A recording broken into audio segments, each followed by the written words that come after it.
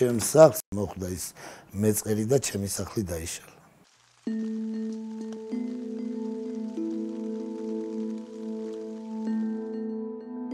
ცხოვრობდი ხულოს რაიონის სოფელ აგარაში, სადაც მოხდა მეწყერი და ეროზირებული სტატუსით გადმოვედი წალკის რაიონის სოფელ ავრალოში.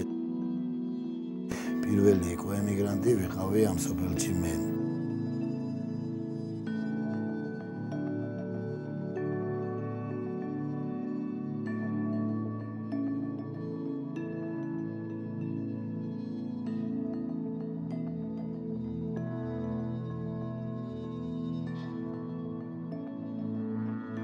როდესაც რომ მე მივდიოდი სახელმწიფო სტრუქტურის წარმომადგენლებთან, მაგათ ისიც უთქვამთ, რომ საიდანაც ჩამოხვედით, გუდანაბადი ახვით და წაბრძანდით უკ.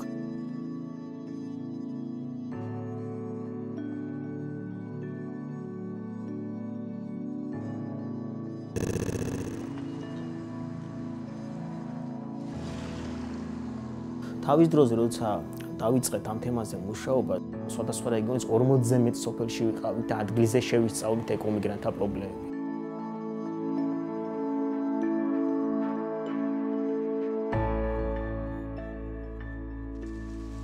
საქართველოში ამჟამად ოფიციალურად გვყავს 12000-ზე მეტი ოჯახი, რომლებიც საცხოვრებელი სახლი დანგრეულია და აღდგენას არ ექვემდებარება. სტიქით დაზარალულ მოსახლეობაში ჩვენ შეიძლება გავმიჯნოთ ორი კატეგორია. პირველი კატეგორია არის ისეთი ტიპის დაზიანება, რომელიც აღდგენას ექვემდებარება და აქ არის შესაძლებლობა ცხოვრება გაგრძელდეს.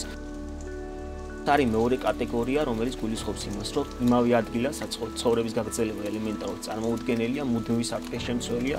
აქედან გამომდინარე დგება დღის წესრიგში საკითხი, რომ მოხდეს მათი განსახლება.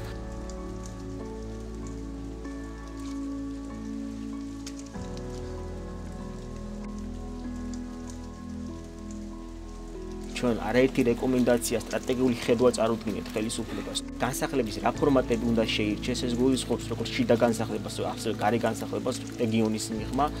როცა როგორ შეიძლება ამ პრობლემის დაძლევა. როდესაც ხელისუფლებასთან ურთიერთობისას საუბრობ მხოლოდ პრობლემებზე, ეს რაღაც დონეზე მათ გაღიზიანებას იწევს. როდესაც შენ თავაზობ რაღაც კონკრეტულ გეგმას, პრობლემის ანალიზი, გადაწყვეტის გზების დეტალური იდენტიფიცირება, ბუნებრივია ეს იწევს ნდობას, რომ შენ გაქვს ამ თემაზე უფრო ღრმად ნამუშევარი.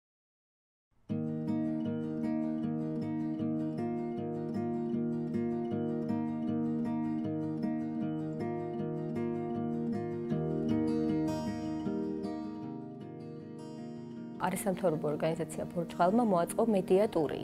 ვიყავით მახსოვს შუახევის ერთ-ერთ სოფელში, აქედან ადამიანებს მოუწიათ გადასახლება და იქ ადგილზე ვნახეთ თუ რა მდგომარეობაში იყო სახლები და ადგილზე ვნახე ასევე, რაც ძალიან საინტერესო იყო ჩემთვის, უკან დაბრუნებული ადამიანები.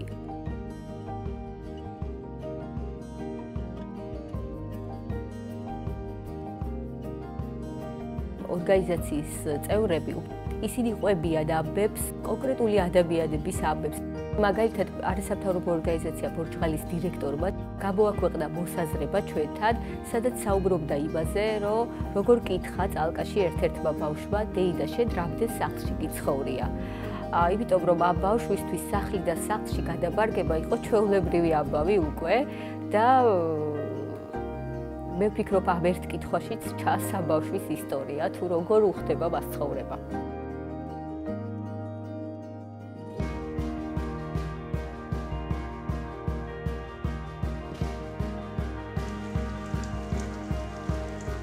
სარეკომენდაციო კუთხით მუშაობა, დისკუსიები, მათთან ადვოკატირების კამპანიის წარმართვა და იმავდროულად ამ თემატიკის აქტუალიზაცია მედია საშუალებებში საბოლოო ჯამში იძლეოდა იმ შედეგს, რომ მიგვეღწია ეკომიგრანტ ოჯახების დროულ განსახლებას.